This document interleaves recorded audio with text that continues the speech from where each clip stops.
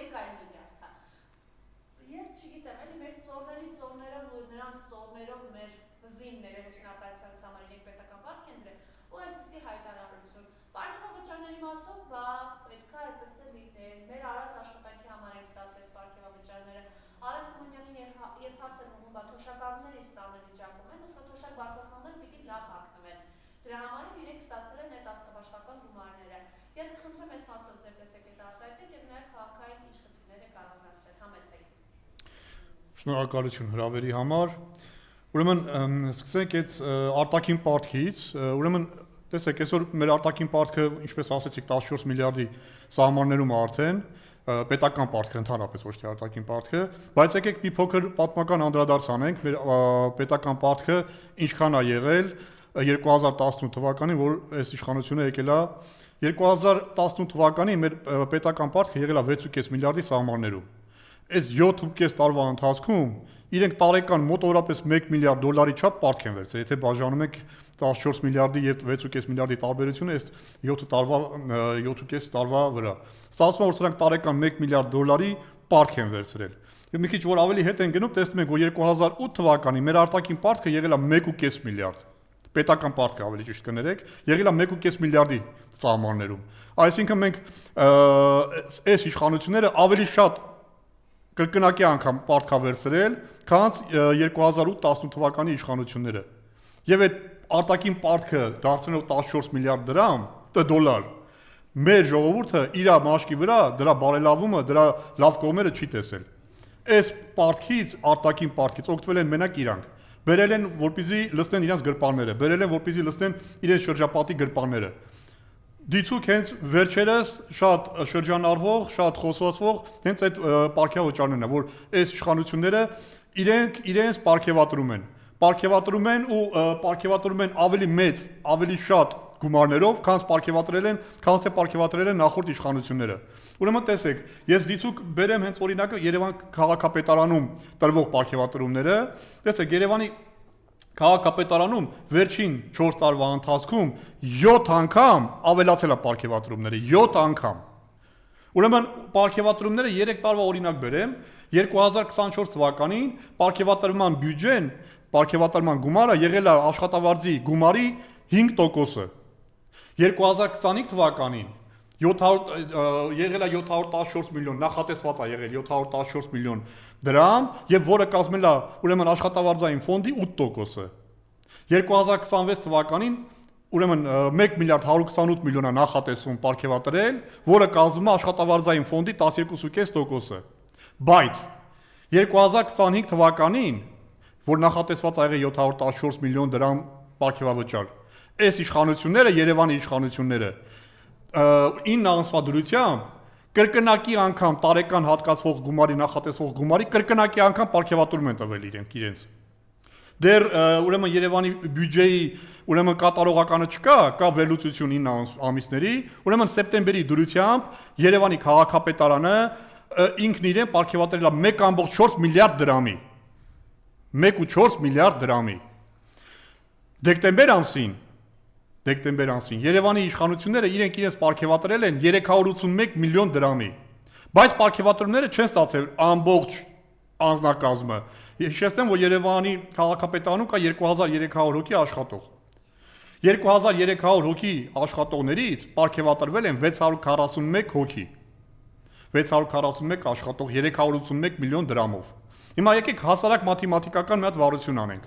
381 միլիոն դրամը, եթե բաժանում ենք 641 հոգու վրա, ստանում ենք 594 միլիոն դրամ։ Այսինքն միջին հաշվարկով մեկ աշխատողը ստացել է 594 միլիոն դրամ պարգևավճար դեկտեմբեր ամսին։ Բայց սա հասկանում ենք, որ սա միջինն է, այսինքն մեկ ավելի քիչ է ստացել, մեկ ավելի բարձր։ Ես տեղից ենթադրում եմ, որ այս պարգևավճարները ստացել են ավելի բարձր օղակներում աշխատող աշխատակիցները։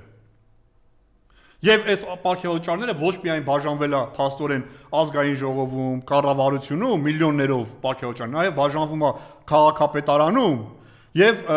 2026 թվականի համար հատկացված 1.128 միլիոն դրամը դեռ հարց է 1.128 մնալու թե ավելանալու է, ինչպես ավելացել է նորից եմ կրկնում 2025 թվականին։ Ուրեմն սա պարգևավճարների մասով։ Իսկ ինչ վերաբերվում է Ալեն Սիմոնյանի հայտարարությանը թե լավ են պետքա լավ վարձատրվեն, որ լավ հագնվեն, խի մնացած մեր քաղաքացիները լավ հագնվելու իրավունք չունեն, խի թոշակառուները լավ հագնվելու, լավ ծնվելու, լավ ապրելու ցանկություն չունեն, ինչ որ դուք ունեք։ Այդ ինչի դուք կարող եք լավ հագնվել, թոշակառուն չի կարա լավ հագնվի։ Կամ ոչ միայն թոշակառուն, մնացած մարդիկ, ովքեր աշխատում են պետական համակարգում, ովքեր աշխատում են համայնքային հիմնարկներում, հիմա նույն համայնքային հիմնարկներում աշխատողները, ովքեր որ ստանում են 150-160 հազար դրամ աշխատավարձ։ Հիմա իրանք ցանկություն չունեն լավ աշխատել, լավ ապրելու, լավ ծնվելու եւ լավ հագնվելու, լավ վարձատրվելու եւ բարձր վարձատրվելու, բարձր պարգևատրվելու։ Այդ ինչպես է լինում, որ Երևանի քաղաքապետարանի աշխատակազմը պաշտոնյաները վարձատրվում են մոտավորապես 600 հազար դրամով դեկտեմբեր ամսին, բայց մնացածները չէ։ Ասենք ուրեմն պարգևատրվում են սահմանափակ քանակությամբ մարդիկ 641 հոգի։ Որ համայնքային հիմնարկի որ աշխատողն է 594 հազար դրամի վարձատրություն պարգևաճար ստացել դեկտեմբեր ամսին։ Մի հատ իսկ պատասխանեք, սիրելի երևանցիներ։ Չկա այդպիսի բան։ Դուք բավարարվում եք կամ ձեզ բավարարում են այդ ձեր ստացած 150-160 հազար դրամ աշխատավարձով որոշակի դեպքերում ավելի ցածր, մինչև անգամ նվազագույն աշխատավարձ ստացող աշխատողներ կան Երևանի քաղաքապետարանի ենթակայության տակ գործող հիմնարկ ձեռնարկություններում։ Իսկ նորից եմ կրկնում, ԿՊԱ-ական իշխանությունը Երևան քաղաքի եւ Հայաստանի Հանրապետության ճոխ ապրում են։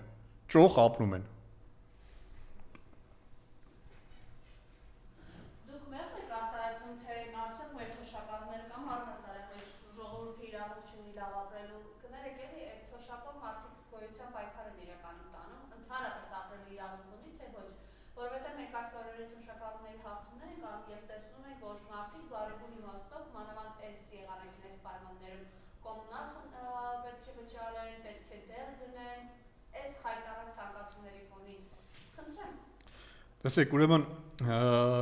կոմունալները իրենց հերթին են թանկ։ Ուրեմն դեղերը իրենց հերթին են թանկ, սննդամթերքը իրենց հերթին է թանկացել։ Բայց Նիկոլ Փաշինյանը ասում է, որ 20,000 դրամով բարձրացնենք թոշակառուի թոշակը։ Չգիտես, թոշակառուն կարող է դրանից երևի ինֆարկտ ստանա, էլի, իր մոտավորապես խոսքերը դրան էին տանում, կարող է չդիմանա այդ 20,000 դրամին։ Այսինքն իրանք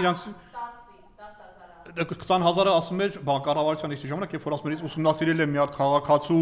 ուրեմն պայմանները ապրելու, որ ուրեմն ջերուցման համար կամ տանը էլեկտրաէներգիա օգտագործելու համար օգտագործում է այսքան, բայց որ բարձրացնենք, բան չի փոխվել իր կյանքում։ Իսկ ազգային ժողովում հայտարարում էր, ասում էր, որ 10,400 դրամով բարձրացնենք, ինչ անելու թոշակառուն։ Ինչ պետք է անի թոշակառուն։ Դուք որ միլիոններով աշխատավարձ եւ միլիոններով պարգևատրում եք ստանում, ինչ եք անում այդ գումարը։ Ում եք կերակրում այդ գումարը։ Ձեր ընտանիքին, չէ՞։ Ուր եք տանում այդ գումարները, զլուծում եք ձեր հաշիվների վրա, չէ՞։ Շվեյցարական եւ այլ բանկերում գործող։ Այդ ոնց է դուք կարող եք միլիոններով, եթե ճիշտ եմ հիշում, մեկ տարվա ընթացքում 18 միլիոն դրամի մենակ Նիկոլ Փաշինյանը պարգևատրվել էր։ Ճիշտ է, ինքը այդ պարգևատրմանը չի նայում, ես համոզված եմ, ինքը այլ եկամուտներ ունի իմ կարծիքով, չգիտեմ, ըստ օդում պատտվող լուրերի, բայց այդ ոնց է դուք կարող եք կամ ձեր աշխատակազմը կամ կառավարության անդամները կարող են բարձր վարձատրվել, բարձր պարգևատրվել, բայց շարքային քաղաքացին կամ ձեր լեզվով ասած 3 միլիոն վարչապետերը, չէ, պետքա բավարարվեն այն ինչքան որ ստանում են, ասում գնա խանութից քարտով գնում արա, որ դրանով քո թոշակը բարձրանա, տեսեք ոնց են խափում այս ժողովրդին։ Ժողովուրդը իրավունք ունի լավ ապրելու, ինչպես իրավունք ունեք դուք լավ ապրելու, 10 անգամ, 100 անգամ ավել պետքա ժողովուրդը լավ ապրի, որովհետև դուք եկել եք այս ժողովրդի քվեով, որովհետև դուք եկել եք ժողովրդի խոստումներ տալով, սուտ խոստումներ, որովհետև ձեր տված խոստումներից ոչ մեկ չի իրականացել, որ գալու եք, չգիտեմ, կամերաներն եք վերացնելու չեք վերացրել, որ գալու եք թոշակներն եք բարձրացնելու չեք բարձրացրել, դեր բարձրացրած թոշակը մի քանի հազար դրամն է, 3000 դրամ, ուրեմն տեսեք, բարձրացնելու հետ կապված մի հատ բան ասեմ։ Ես դեկտեմբերին 25 թվականի առաջարկով դիմել էի Տիգրան Ավինյանին, ասելով, որ Երևան համայնքի ուրեմն տակ գործող մանկապարտեզների եւ պոլիկլինիկաների աշխատակիցների աշխատավարձերը բարձրացրու։ Ինչ պատասխանեց Տիգրան Ավինյանը կամ իր գրասենյակից, ասում են, ուրեմն պոլիկլինիկաների աշխատավարձերը մեր տիրույթում չի, դա նախարարի տիրույթում է։ Okay, լավ, նախարարի տիրույթում է, անցանք առաջ պոլիկլինիկաները կամ բուժհաստատությունները։ Մանկապարտեզների մասով պատասխանում ասում է 2024 թվականի փետրվարին մանկապարտեզների աշխատակիցների աշխատավարձերը բարձրացել են 15-ից 30%-ով,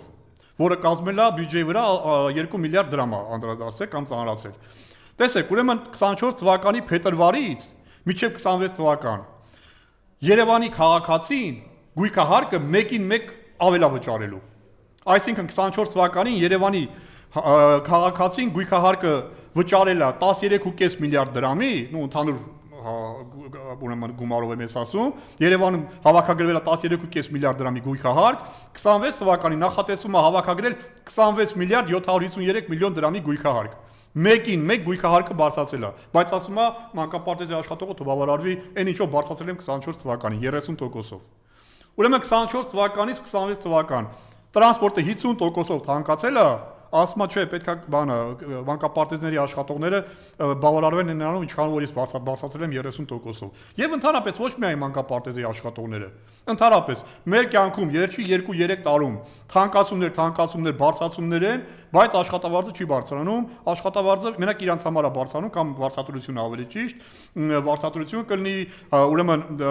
պակյավճար կլինի, հավելավճար կլինի, խրախուսումներ կլինեն, դա միայն իրենց համար է ԿՊԱ-կանների եւ պետական եւ համայնքային բարձր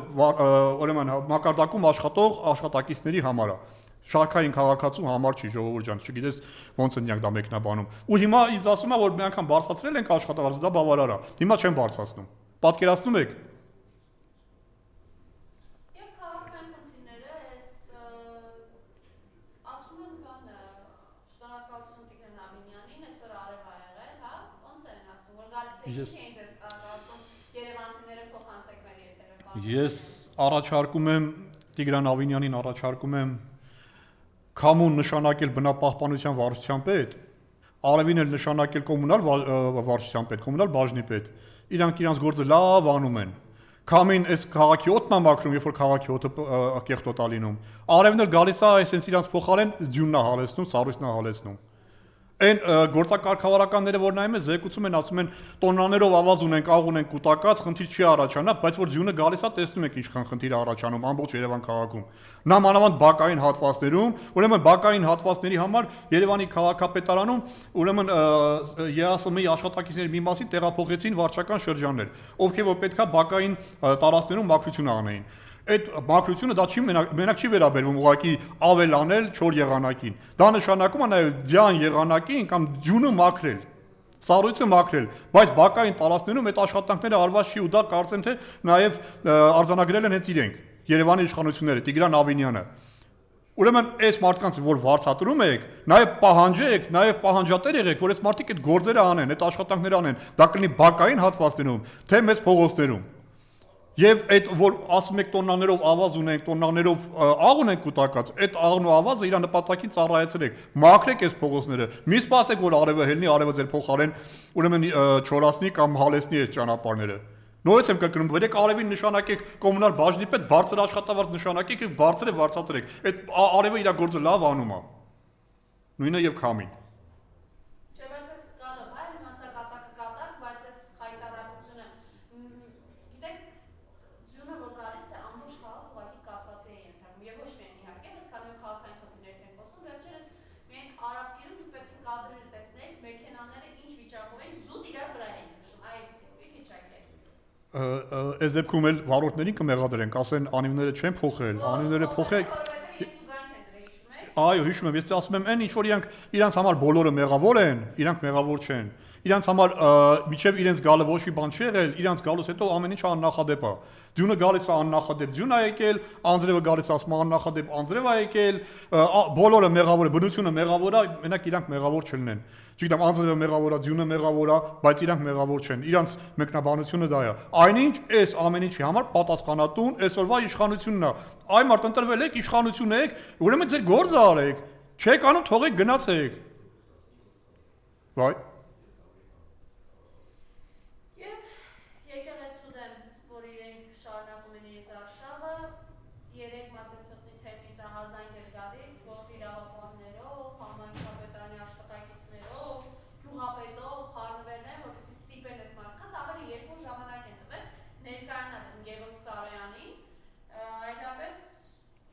Իսկ եթե ճիշտ եմ հիշում, նաև մամուլում տեղեկություն կար, որ նաև բանակում ծառայող մեր գնդերեսներին են նրանց վրա են ճնշում գործադրում, որ նրանք էլ ուրեմն միանան այդ տիրադավերին, միանան այդ եկեք ես իրանց նաև սատանա ասեմ, այս չարքերին, որովհետև իրանց մոտ չի ստացվում այն ինչ որ ուզում են անել։ Ասենք կոնկրետ Նիկոլ Փաշինյանի մոտ չստացվեց։ Նիկոլ Փաշինյանի ծրագիրը տապալվեց։ Եկեղեցուն չկարած նա ծնկի բերի։ Բայց եկեք ես մի հատ ուրիշ բան ասեմ։ Դուք հարգելի երևանցիներ, հարգելի քաղաքացիներ, հարգելի հայաստանցիներ, հարգելի հայեր, դուք նկատել եք, որ այն ինչ որ կատարվում է հայ առաքելական Սուրբ եկեղեցու հետ, նույնը կատարվում է Ուկրաինայում Ուկրաինայի եկեղեցու հետ, կաթոլիկ ուղղափառ եկեղեցու հետ։ Այնտեղել են ուրեմն եկեղեցիականներին, հոգևորականներին դատում, այստեղել են դատում։ Այնտեղել են եկեղեցու վրա գնում խմբերով, ոհմակով, այդ թափառաշրջիկ դրով կամ թափառախմբով, այստեղել են գնում, այդ նույն ձևով գնում են, հարձակվում են, ճնշում են հոգևորականներին, պահանջում են նրանց ուրեմն որ իրանց մոտ մի փոքր ստացվեց այդ առումով, ուկրաինական եկեղեցին առանձնացրեցին, ինչ որ առանձին եկեղեցի ստեղծեցին, այսինքն ընդդեմ ստացվեց։ Երևանում, Հայաստանում ավելի ճիշտ չստացվեց, կամ հայ առաքելական եկեղեցու վրա ինչ որ իրանք փորձում էին անել, չստացվեց։ Դուք նկատել եք, որ Նիկոլ Փաշինյանը հայ առաքելական եկեղեցուն ոնց է ասում։ Հայաստանիած առաքելական եկեղեցի ասում։ Ինչ է դրանով փորձում անի։ Փորձում է եկեղեցին պարակտի Հայաստանիած առանձին եկեղեցի կոչվի մեր հայ առաքելական եկեղեցին։ Այսինքն կաթողիկոսը վեհապառը նա Հայաստանիած առաքելական եկեղեցու կաթողիկոսը չի։ Նա հայ առաքելական եկեղեցու կաթողիկոսն է։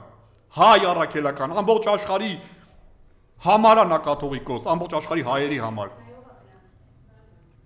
Իսկ այս Նիկոլ Փաշինյանը ասում է Հայաստանյաց առաքելական եկեղեցի իր խոսքի մեջ։ Դա էլ նորից եմ կրկնում պարակտելու մի ձև է։ Եվ վերադառնալով իմ խոսքին, Նիկոլ Փաշինյանի եւ Զելինսկու տերերը անում են նույն բանը երկու տարբեր պետություններում։ Եկեղեցուն, ուրեմն եկեղեցուն ոնց ասեմ, որ ճիշտ հասկանաք, եւ փորձում են եկեղեցուն ճնշել, փորձում են եկեղեցուն ծնկի բերել։ Ուկրաինայում եթե ինչ-որ մի բան ստացվել է, Հայաստանում չի ստացվել ու չի ստացվելու, որովհետև նաև մենթալիտետի հարց կա այստեղ, հայերի չեն կարա ծնկի բերեն, հայ առաքելական եկեղեցին չի կարա ծնկի բերի, դա կլինի Նիկոլ Փաշինյանը կլինի, թե կլինի իրան թելադրած ինչ-որ ուժեր արևմուտքից, իրանց մոտ չի ստացվելու։ Հայ առաքելական եկեղեցին 1700 տարի կա լինելու է, իրան գնալու են։ Ես դա բազմիցս ասել եմ, Նիկոլ Փաշինյանը այս ճակատամարտում եւ այս պատերազմում եկեղեցու հետ պարտվել է։